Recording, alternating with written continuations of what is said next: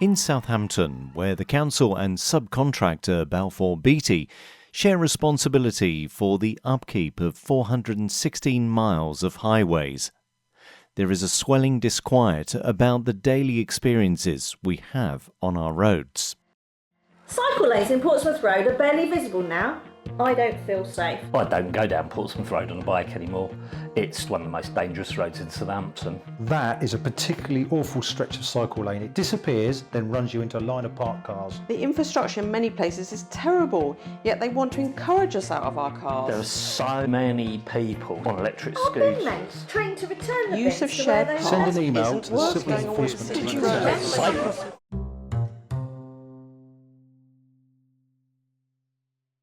We Make Southampton Community Media, in partnership with the University of Southampton Public Engagement with Research Unit, set out to explore the local travel challenges of 6 residents and their impact on their health and well-being. Meet Nathan in his 20s from Highfield, Gemma in her 30s from Weston, Pete in his 50s from Portswood, Frances in her 60s from Sholing, Anne in her 80s from Bitton, Genevieve in her 90s from Shirley. In 2022, many significant changes were introduced in the UK to encourage healthier ways to travel, for public health reasons as well as the health of our planet. A new hierarchy of road users was introduced to the Highways Code to encourage driver awareness of more vulnerable road users. Active Travel England was launched to work with local authorities to drive up standards in cycling and walking infrastructure. In Southampton, the City Council held a number of public consultations on some of the government's funded schemes to encourage more people to walk, cycle and scoot.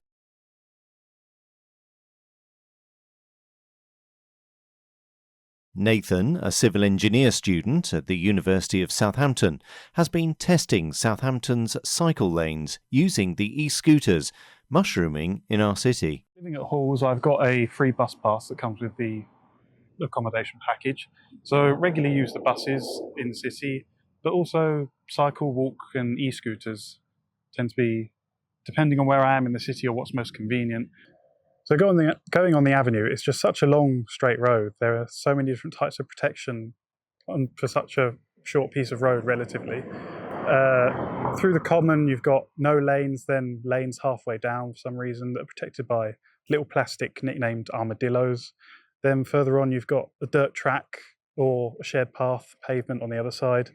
Further on, it gets a little bit better. There's concrete curbs and bollards, protected cycle lanes there, but then you get dumped on the pavement at the junction, the crossing point, but then really good protected lanes down the inner avenue, but then you just get dumped on the road down London Road. To me, the best analogy I think I can come up with is for a cycle route, a safe protected cycle route that just stops, or a cycle network that is fragmented. It's the same as just you're driving along on a motorway and then suddenly it becomes a dirt track. And you're veering all over the place, and then suddenly it's a motorway, but it's all zigzaggy.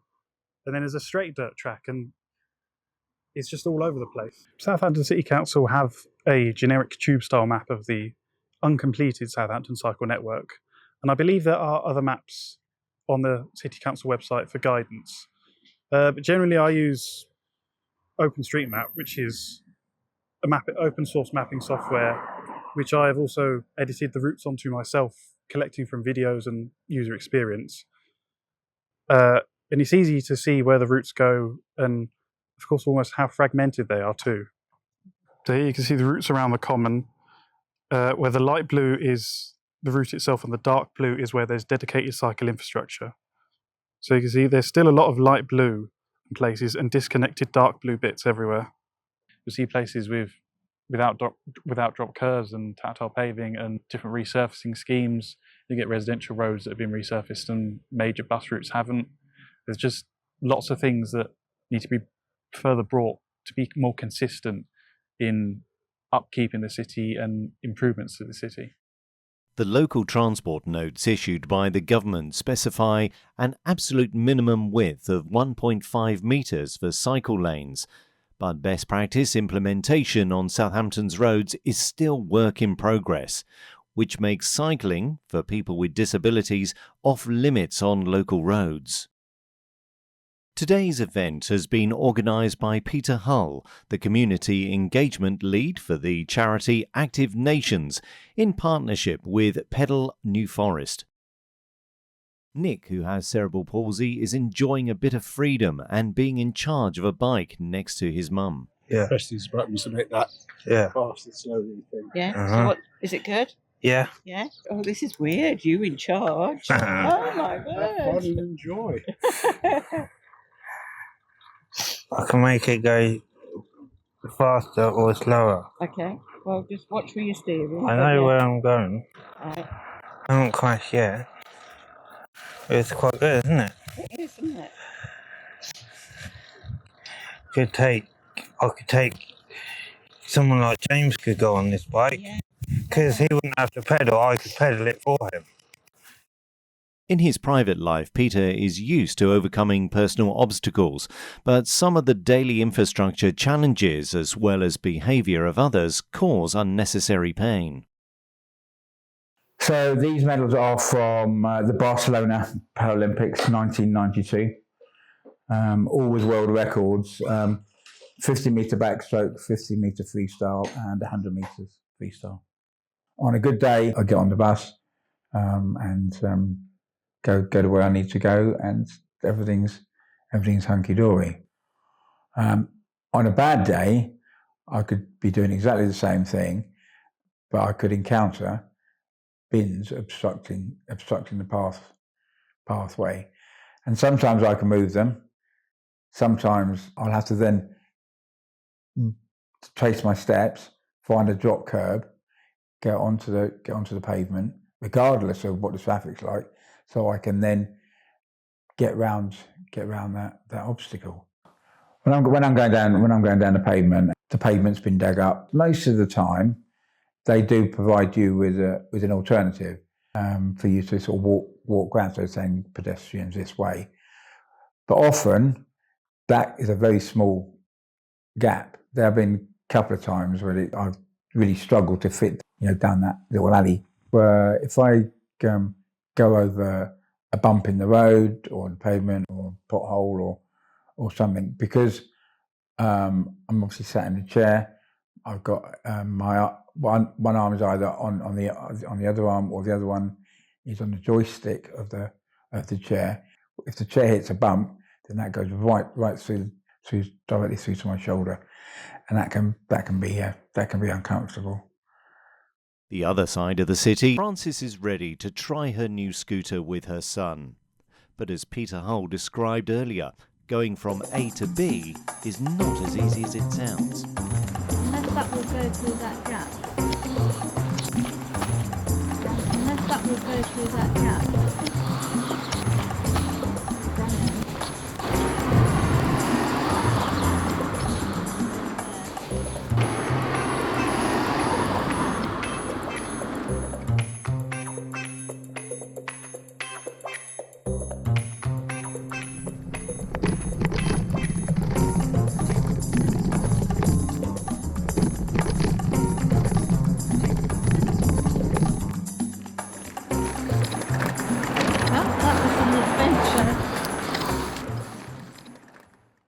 As a teacher before I became ill. Yeah, you used to go out to the theatre, you used to go to the cinema, like go out for meals, like. And now everything is really limited. Well, I haven't really been out much in the last 2 years, because how do I do that? I can't catch a bus. I can catch a taxi, but that's very expensive. I can't walk very far. And my legs are all right. It's my spine that's damaged and my balance because of having 2 brain tumours removed. Eric Reed is a retired highways inspector with 50 years of experience of Southampton roads. A week ago, all of this pavement was up and they had, it was completely blocked off. I couldn't go left or right getting out of here. And that was for a few days, and they were digging up the road for some new The cable company. I mean, you could get out of the driveway if you were going into a car, but the You couldn't make pavement progress. was blocked off No. both ways. So, as with any utility, it used to be that the council had highways inspectors who used to go out and inspect the excavations, but nowadays that doesn't happen. The utilities companies can send in a license. I mean, I don't know if you know all this or not, but utilities companies just send in a notice to the council that works are going to be undertaken, and then they're also resurface them, because the situation that the council comes under is issuing defaults if the services statements in the highway are not done properly. Companies that dig up the pavements have a legal obligation to repair just their bit of dug-up area, which is why they are ending up with patchwork pavements that cause unnecessary pain and worry for many residents. Go ahead. Is there many other points where you've had difficulties going up and down the road, or I suppose you haven't had the chair long enough to try everywhere out yet? No, I'm quite frightened of going too far. Have you made the council or your councillors aware of your issues to help with trying to modify the past? Unless you ask, you won't know. But if there's any particular really hazardous bits, because that's hazardous. well, so this is a particularly rough section. So it looks like they were originally proposing to put the 2 box in the footway, but instead it's been relocated to another position clear of the access. But this whole access area of crossover, the edge has been reinstated where the cables have been put in, but the whole of the rest of it, you can see what a poor state it is. Very high uplift at the back. It looks like this is possibly damaged when the building works were done. Possibly, I don't know. It's been like that a long time. It's been like that all the time. Yeah, so there's a high lift here. It's not been totally resurfaced across the full width. Well, if they paid to have the drop, if they really, yeah. Well, if they paid for a drop curb, it doesn't look like it's been installed, because there's one. This is all Southampton City Council's responsibility as the highway authority for this area. So if it was outside of the city boundaries, it would be Hampshire County Council in this part of the world. But if it's in the city boundaries itself, it's Southampton City Council, the primary body, and they've got their contractor, Balfour Beatty, who's involved with undertaking works.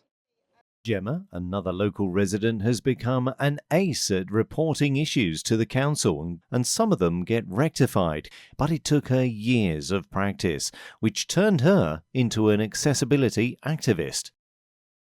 Gemma was invited to give evidence at the council's scrutiny inquiry into how easy it is for disabled people to access places and buildings like anyone else can do.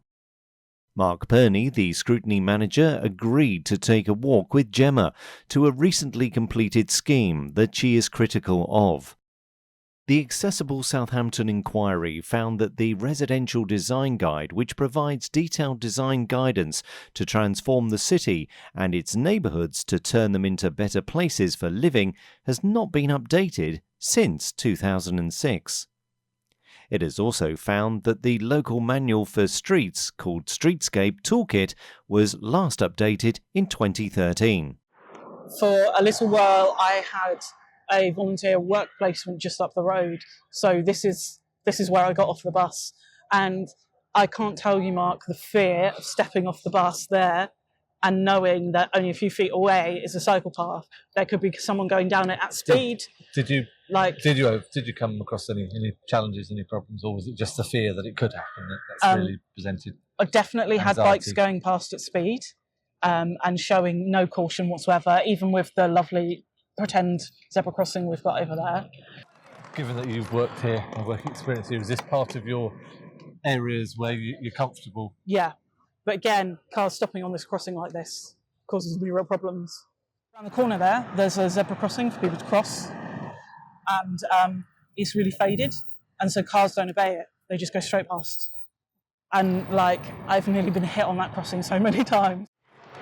So this bus stop here is actually where I was nearly hit trying to get on a bus.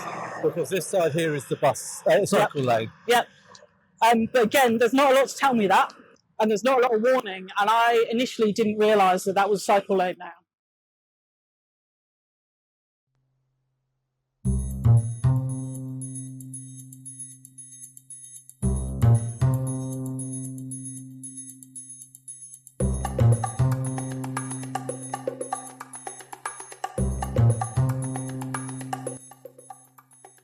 Southampton has been dubbed the traffic light capital of the South. Whether it deserves this reputation or not, idling engines at red lights cause not only pollution, but a financial drain on the elderly residents relying on taxis for essential journeys.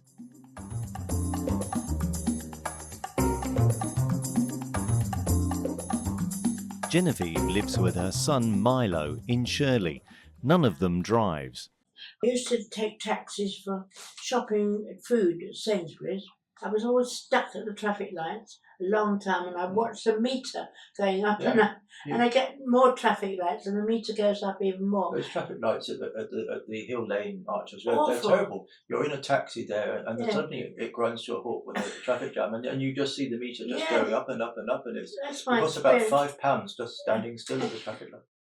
I've been living in this house alone, and not going out for so many years. Is it about 3 now, or 4?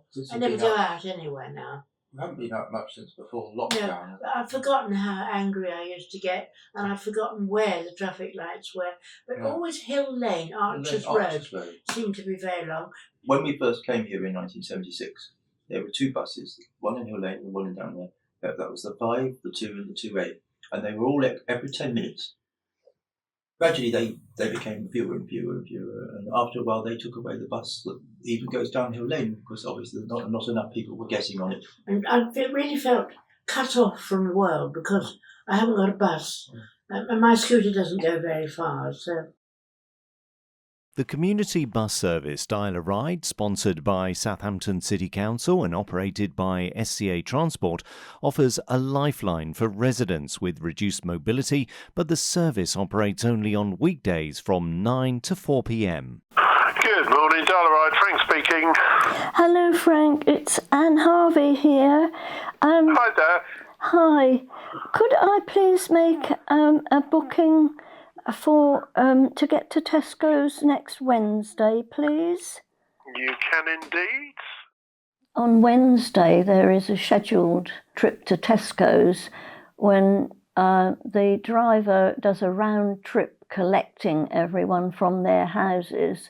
We get to Tesco's at about 11:30 and we get picked up again at 1 o'clock and then taken back to our homes.